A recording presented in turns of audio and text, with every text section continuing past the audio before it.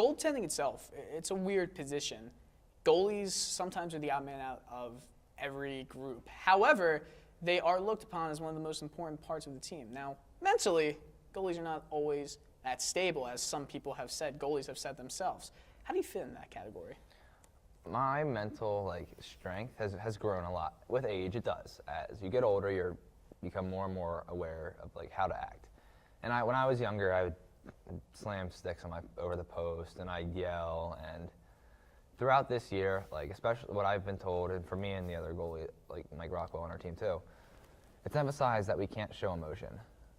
In the beginning of the year, we both, and me, myself included, we had a little bit of emotion, not screaming or slamming sticks or anything, but just kind of when a goal goes in, tipped off our own player, why'd you do that? Why'd you tip that in our own net? That, we can't have that. You can't show any, you can't get upset at your team on the ice at all. And sometimes, and throughout the year, that's completely changed for me. At some points, I want to come to the bench, when we have a TV timeout, and tear the team apart. But it's not worth it. That's not my job. I can't worry about what they're doing.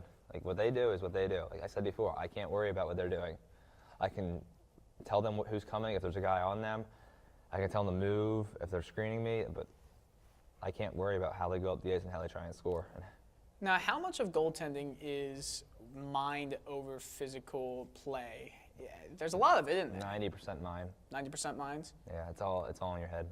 It's you have to have talent and skill, and you have to be able to track the puck, obviously. But if the first shot goes in a game and you let that affect you, wow, this is gonna be a bad game because that first goal went. No, that's gonna lose you a game. Now, you face an average of 35 shots per appearance. Do you think that seeing more shots helps you in that game? Do you think it helps you just stay in the game and be able to be more sharp? Because a lot of goaltenders would rather have 50 shots come on them per game instead of just 20. Yes and no. I like getting a decent amount of shots. I don't like having the first 7 minutes of the game go without having a shot. Nobody does, but if it happens, it happens. That's been a problem for us, though, for our team. We give up so many shots, which we have good games as goalies. We have good games, but then sometimes you give up 40 shots a game. You're giving up 40 shots a game. It's just not supposed to be that high. Sometimes we've had games this year we give up 65 shots, and you just can't do that and expect to win a game. What are some examples of players of the opposing team trying to get into your head? They just kind of chirp you when you're going to the bench and stuff, but if you just don't talk to them and you just keep your head down, not down, but you just skate to the bench, get your drink, and go back. Nobody talks to you. Nobody messes with the goalie because the goalie's not people have done it to me before. The fans have yelled at me, but it doesn't really bother me that much. Now, is there a type of camaraderie with the opposing goaltender? It's more or less the same. Nobody really goes after the goalies unless they start something. It's the goalie's code. Yeah, if you just kind of stay out of the goalie's business, and the goalie just doesn't some goalies like to get into it though and chirp people. I'm not one of those people. I like to just mind my own business. I'm focused on what I'm doing. I'm not focused on making fun of someone on the ice or anything. I'm focused on stopping the next puck. Now, do you have any specific superstitions? Not a superstition, it's more like a routine that I like to do. What is that routine? So we have morning skate before games. I go back, usually we go to Noodles & Co., Noodles & Company. I get the same meal, buffalo chicken mac and cheese. Then I go back to our house and I don't sleep right away, I just kind of lay in bed, read a book or something. Then I take an hour and a half, 2 hour nap, wake up, eat something. That's the one part I'm really lenient on. The second thing I eat during the day, as long as it's something I feel comfortable eating before a game. Then I take a shower, get ready, go to the rink. I like to get changed in my workout clothes quickly. I go up and play with the soccer ball for a longer time than everybody else. Then we do our team stretching. Then I like to go down and do tennis ball reaction work with my eyes to get my eyes ready to track pucks. And then I go and sit in the stands, the same seat before every game. 15 minutes, I just sit there with my music in, and I just get ready to that's when I really before I'm focusing for the game too, but I'm kind of getting my body ready, getting ready. And that time is when I really just stop, and I nothing. Sometimes fans come in and sit right behind me where their seats are when I'm doing that, and I just don't let it affect me at all. That's me getting ready to go on the ice and play a game. How far does it go from a routine becoming a superstition? You seem pretty close to that.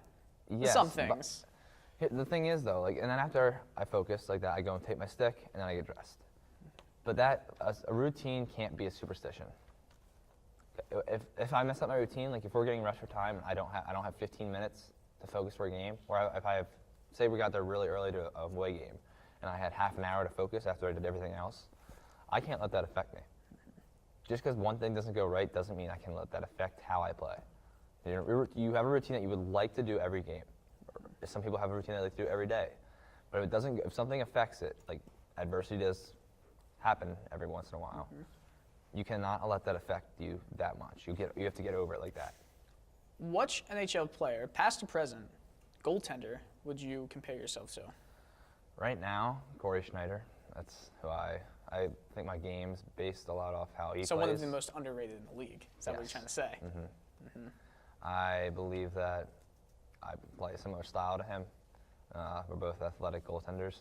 I don't know. I just feel like that's the goalie I play like. I feel like I have a mental mind kind of like Holtby though, from watching him so much. Like he's very relaxed. Caps fan. Yeah, you watch him play in a game though, he's just very calm. And that's who I try to, when I see how calm he is, that's like when I watch a lot of Capitals games, being a Capitals fan, I try and replicate that and be as calm as I can be in the net. Why is goaltending the best position to play? It's the most fun. You get the most action, and I like the pressure. I like the pressure of you can win a game, you can lose a game.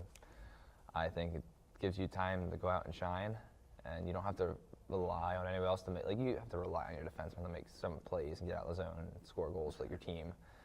But it's at the end of the day, it's what I do, like will help our team, and I don't have to worry about dumping it in and having someone be there where I need them or being in the right place for a breakout pass. I can focus on what I need to do to help our team win, which seems it's not like selfish saying I need to do this, I need to do that, but it's like I don't know. I feel like I'm able to like if I do something wrong, I don't need to blame anyone else. It was on me, and then I don't know. It's my mindset on it.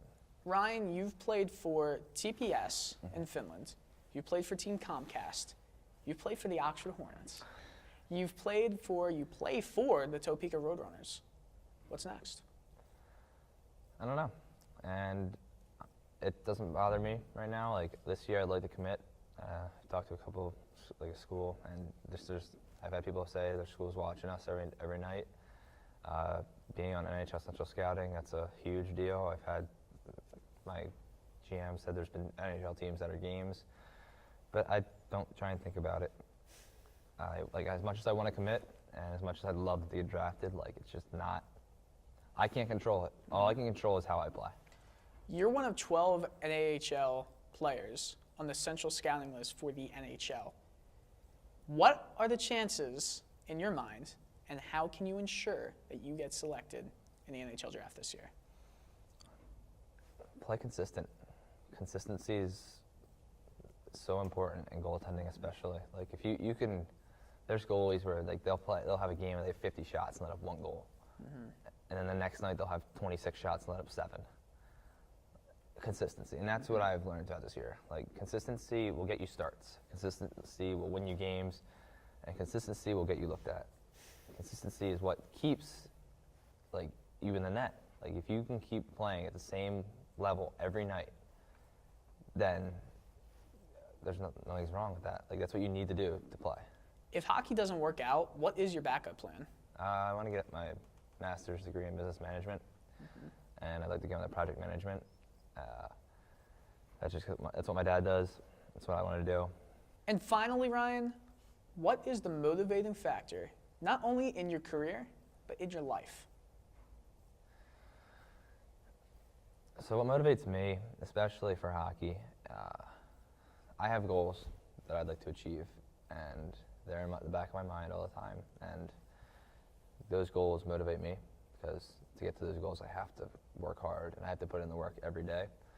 My family is a huge part of my motivation. They're always there to back me up.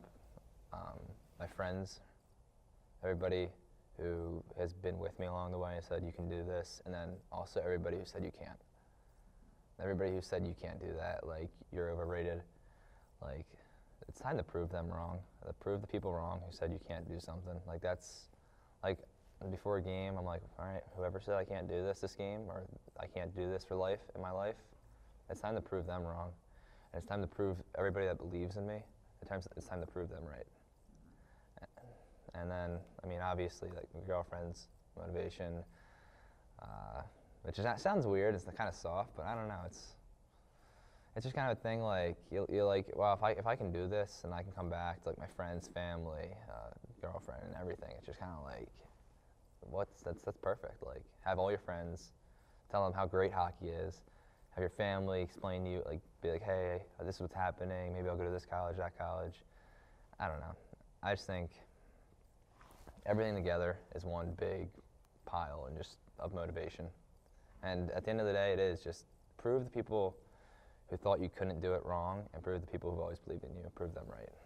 Well, Ryan, we appreciate the interview here at Good Night Good Hockey. I am Dylan Coyle, and thank you for watching.